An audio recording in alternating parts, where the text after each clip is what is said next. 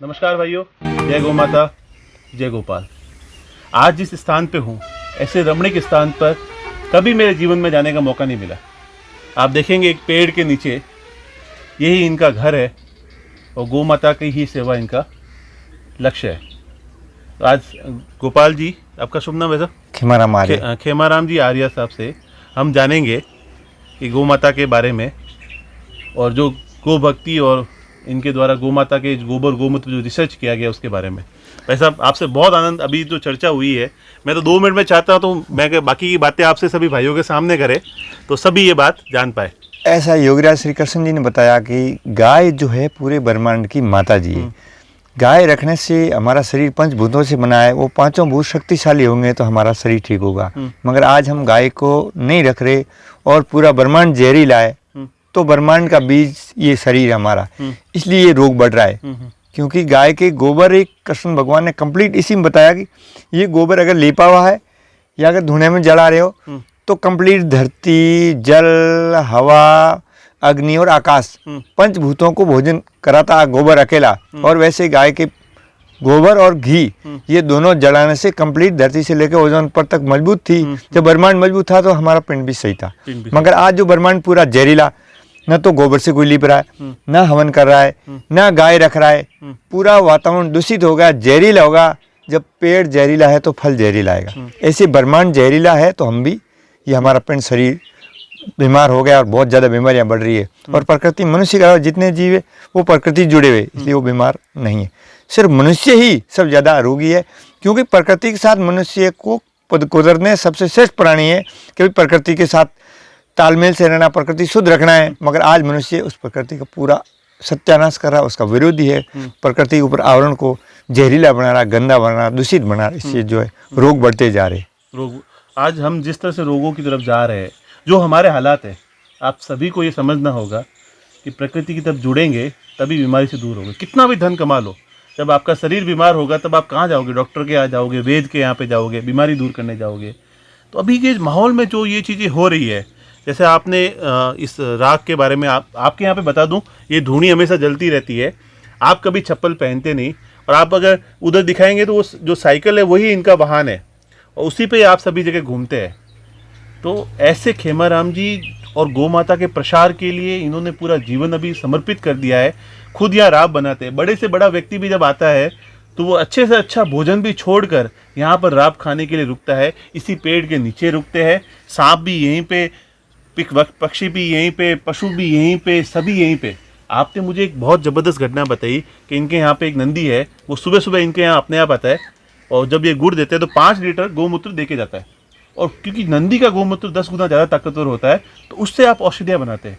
और औषधियाँ भी प्रकृति के साथ जुड़ के जब आप लेते हो तो उसका असर भी आपके ऊपर 100 गुना होगा। कैंसर हो, कैसी भी बीमारी हो, हर तरह का रोगी यहाँ पर आया है, सबका इलाज हुआ है।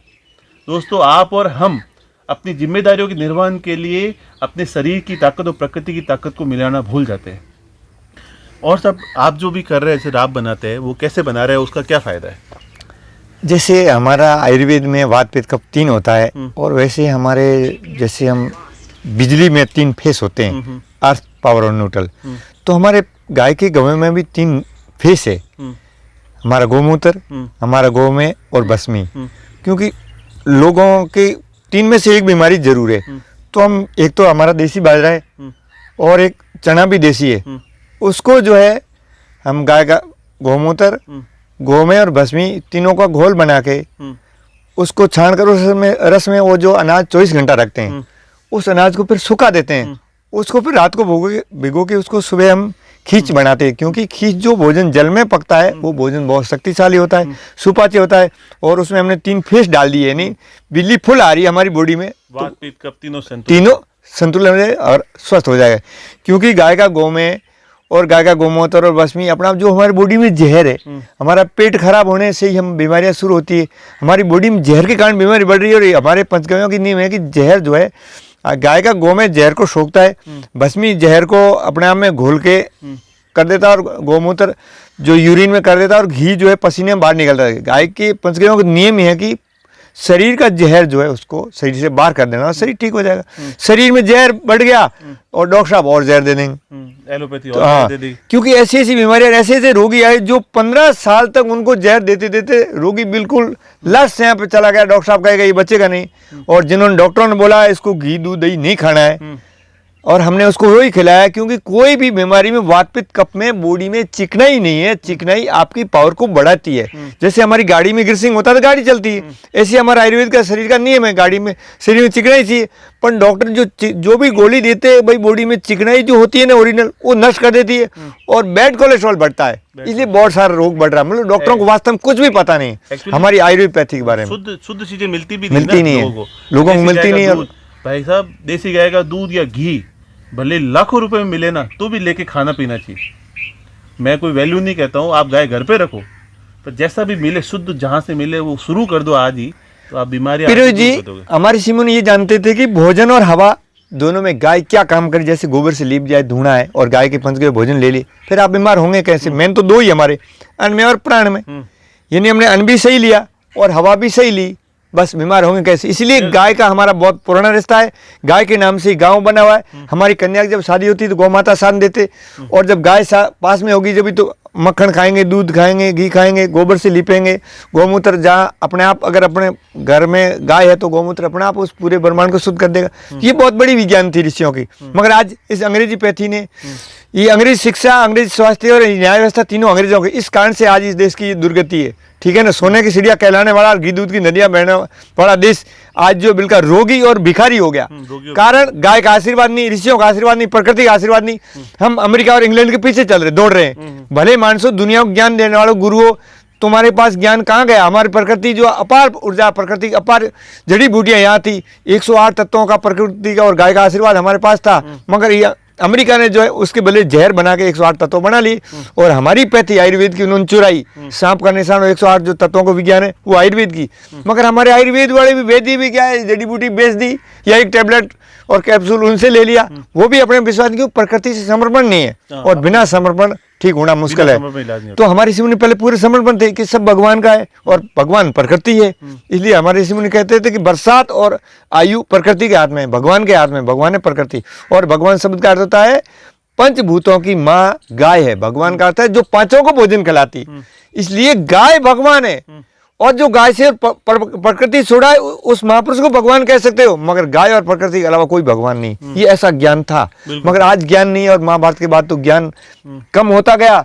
लोगों ने जो हम जिसको बोलते हैं चेतना ज्ञान, वो ज्ञान बेचा, और जिसको घी को प्राण बोलते हैं, महाभारत में भी घी बेचना शुरू कर दिया। कृष्ण जी बोला रहे घी मत बेचो, षष्ठी का प्राण है। फिर सब कुछ बेच दिया, घी भी बेच दिया, गाय भी बेच दी, धरती बेच दी, अन्न भी बेच दिया, सब कुछ बेच दिया। किंतु इस भारत में 5 बेचते नहीं थे, विद्यादान, कन्यादान, गोदान, भूदान, अन्नदान, ऐसा देश था।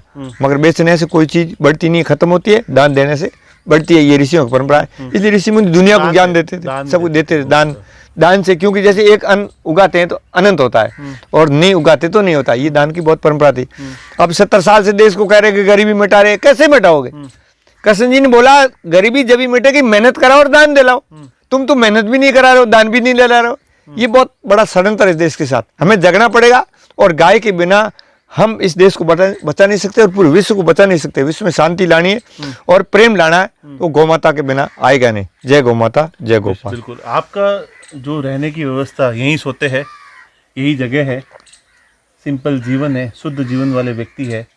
वो ऐसे व्यक्ति है जिसका कोई स्वार्थ नहीं है। दोस्तों, हम कई जगह इंटरव्यू लेने जाते हैं, कई जगह बात पूछने जाते हैं लोगों से, उनमें कई लोगों के कई स्वार्थ भी होते हैं, अपने भी स्वहित भी होते हैं।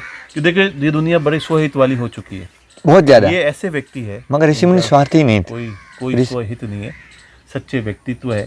तो इनकी बातें आप भाइयों तक पहुँचे, तो आप तक ये सभी आपकी ये सब बातें पहुँचे। आगे भी जब भी यहाँ आना होगा तब भी पहुँचाऊँगा। अभी नेक्स्ट वीडियो में मैं आपको इनके यहाँ के इस स्थान के बारे में आपसे निवेदन करूँगा कि ये सब दिखाए, जो हवन का सिस्टम है इनका, कैसे इन्होंने राब कहाँ बनाई है, वो सारी चीज़ें।